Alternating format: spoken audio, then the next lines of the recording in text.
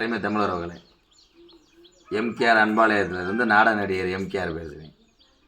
சில பேர் என்கிட்ட கேட்பாங்க, இந்த ஃபேஸ்புக்கு மற்ற யூடியூப்லாம் பார்த்துட்டு தவறான கமாண்டு கெட்ட வார்த்தையில் விமர்சனம் பண்ணுறாங்களே, இதை பற்றி என்ன நினைக்கிறீங்க? அந்த திட்டுறவங்க எல்லாருமே ஒரு வழியில் நல்லவங்க. அவங்க திட்டுறாங்கன்னா அவங்க நல்லவங்க, குடிக்கிறவங்க பூரா கெட்டவங்க கிடையாது.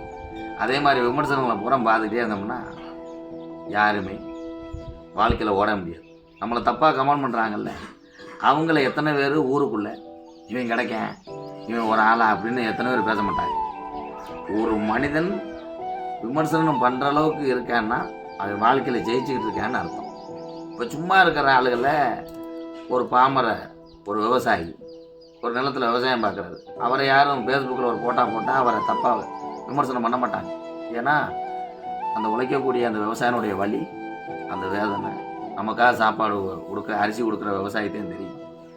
அப்போ அந்த விவசாயி யாருக்குமே தெரியாது.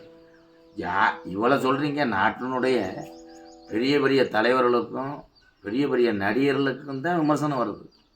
இதை பற்றி நான் கவலையே படலை. நிறைய பேர் சொல்லுவாங்க, இந்த அன்பாலயத்தை வச்சுட்டு இந்த ஆள் பொய் சொல்லிகிட்டு இருக்கேன். இங்கே வந்து பார்த்தா தான் தெரியும் எத்தனை கிராமங்கள் வந்து தேடி வந்து அரிசி கொடுக்குறாங்க.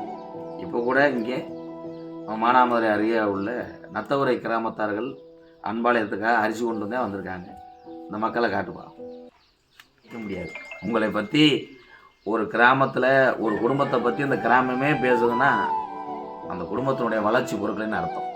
இது கிராமத்துலேயும் உண்டு, வேலை செய்கிற இடத்துலையும் உண்டு, தொழில் போட்டியிலையும் உண்டு, சினிமா துறையிலையும் உண்டு, அரசியலையும் உண்டு.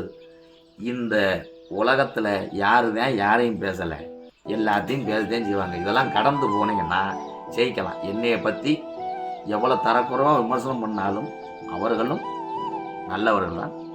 அந்த ஆண்கள் கூட நான் வணங்கக்கூடிய கேப்டன் நான் நினைக்கிறேன். பெண்கள் கமெண்ட் பண்ணாங்கன்னா அன்னை தெரசாவை நினைக்கிறேன். நன்றி, வணக்கம்.